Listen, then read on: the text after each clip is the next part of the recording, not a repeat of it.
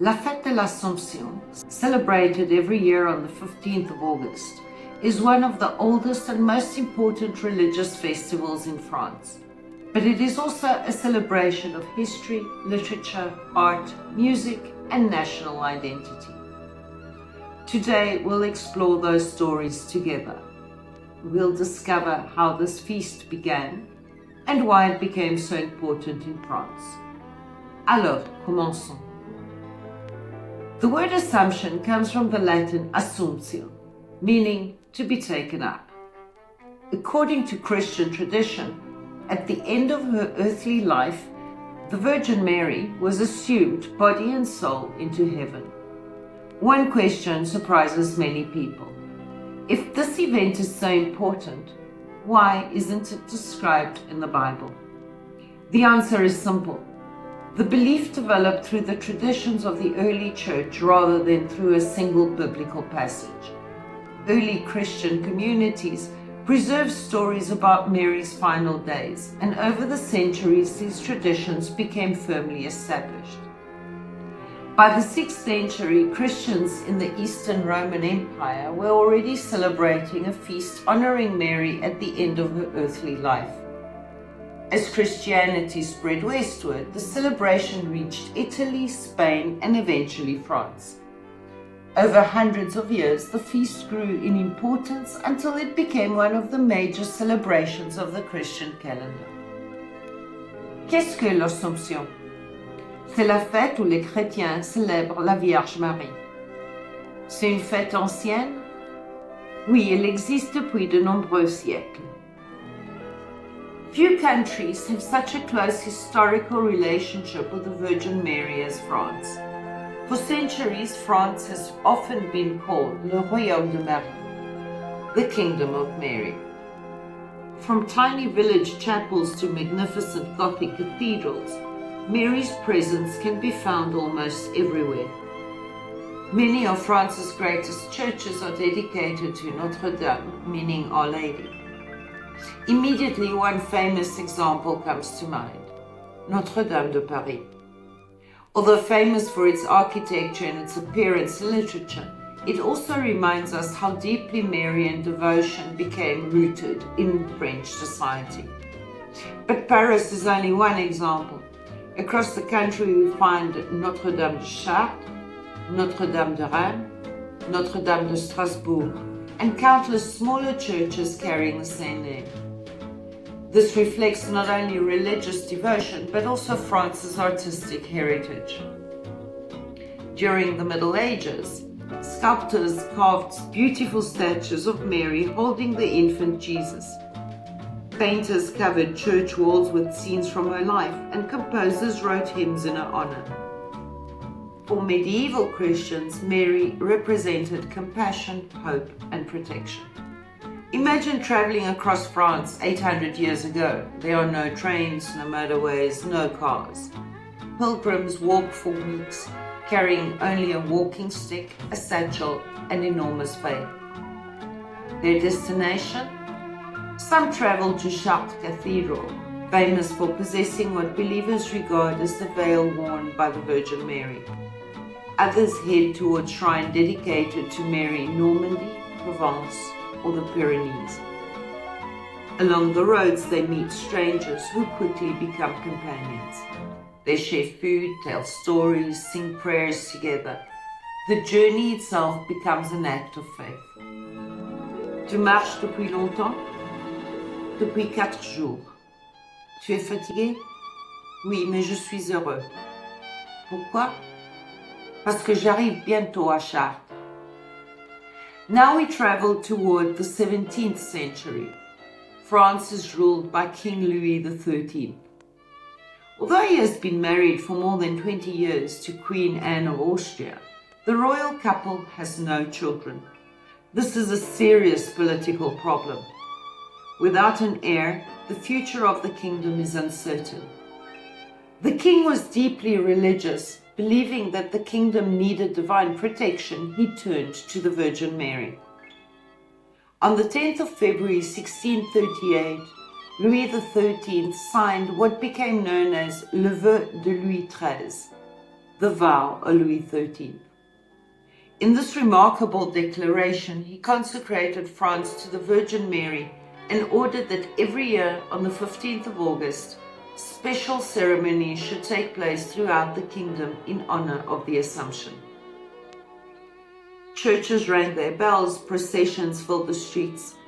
Priests prayed for the king, the royal family, and the people of France. Then something extraordinary happened. Only a few months later, Queen Anne gave birth to a son. That child would become Louis XIV, remembered as the famous Sun King. To many people of the time, the birth seemed almost miraculous. Whether viewed through the lens of faith or history, the event strengthened the importance of the Assumption throughout France. Pourquoi Louis XIII a-t-il consacré la France à la Vierge Marie? Parce qu'il espérait avoir un héritier. Et il en a eu un? Oui, quelques mois plus tard. French writers have long found inspiration in the figure of Mary. During the Middle Ages, poets composed verses praising her kindness and mercy. One of the best-known medieval poets, Rocamadour, included Marian devotion in several of his works, reflecting the spirituality of his age. Centuries later, Charles wrote moving poems about pilgrimage, faith, and hope. His famous journeys to Chartres became legendary, and his writings transformed pilgrimage into both a physical and spiritual adventure. The playwright and poet Paul Claudel described Mary as a symbol of grace, while Victor Hugo, especially in his descriptions of cathedrals, often portrayed churches dedicated to Notre Dame as symbols of France's enduring soul. Today, the Feast of the Assumption is celebrated in every corner of France, although each region has its own unique traditions. In large cities such as Paris, Lyon, and Marseille, the day begins with special masses in churches and cathedrals. Bells ring across the city, calling people to worship, just as they have done for centuries. Because the feast falls in the middle of August, many French people are on holiday. This gives the celebration a joyful atmosphere, where spirituality and summer festivities blend naturally.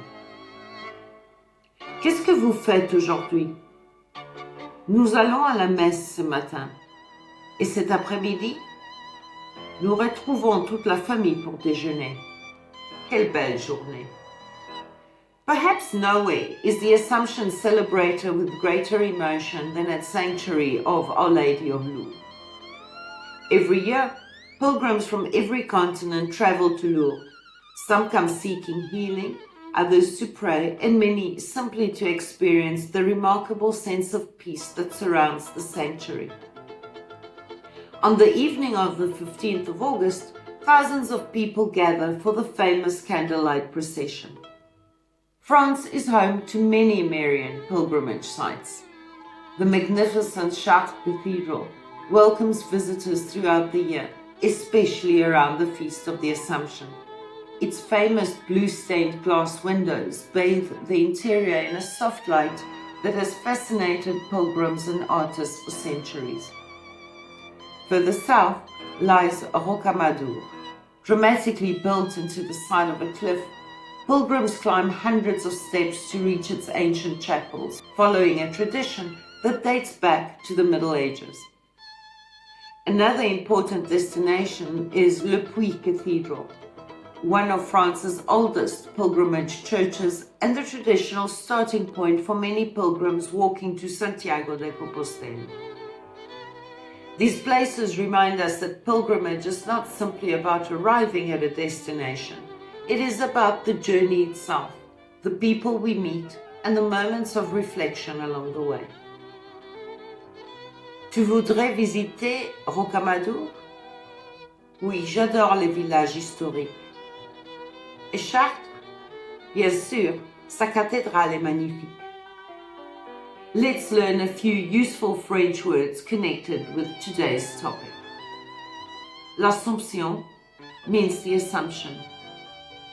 La Vierge Marie is the Virgin Mary. Une procession is a procession. Une bougie is a candle. Un pèlerin is a pilgrim. Un sanctuaire is a sanctuary. Une cathédrale is a cathedral. Les cloches sonnent means the bells are ringing. These words often appear in French newspapers and conversations every August. Une fête inoubliable. C'est le 15 août. Emma passe ses vacances chez ses grands-parents dans un petit village du sud de la France. Le soleil brille et il fait très chaud. Le matin, Emma entend les cloches de l'église. « Grand-mère, pourquoi les cloches sonnent-elles » Sa grand-mère sourit. « Aujourd'hui, c'est la fête de l'Assomption. C'est une journée très importante pour beaucoup des familles françaises. » Après le petit déjeuner, ils vont ensemble à l'église. Elle est décorée avec des fleurs blanches et des bougies. La célébration est très belle. Emma écoute les chants avec attention. À midi, toute la famille prépare un grand repas. Il y a du poulet rôti, une salade, du fromage frais, des fruits et une délicieuse tarte aux abricots. Tout le monde parle, rit et raconte des souvenirs. Dans l'après-midi, les habitants se réunissent sur la place du village. Des enfants portent des paniers remplis de fleurs. Une procession commence lentement. Les musiciens jouent pendant que les habitants chantent. Emma marche avec sa cousine Léa. « C'est très joli, dit Emma. »« Oui, répond Léa. Chaque année, nous faisons cette procession avec notre famille. » Plus tard, elle visite une petite exposition de photographies anciennes. Emma découvert que les habitants célèbrent cette fête depuis très longtemps. Le soir, tout le monde se rend près de la rivière. Les enfants mangent une glace.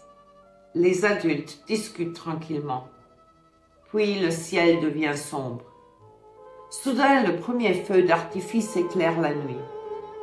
Des couleurs rouges, bleues, vertes et dorées illuminent le village. Emma lève les yeux et sourit. Quelle journée magnifique! Sa grand-mère lui prend la main. Les traditions changent parfois, mais elles nous rappellent toujours notre histoire et les personnes que nous aimons. Emma regarde encore les lumières dans le ciel.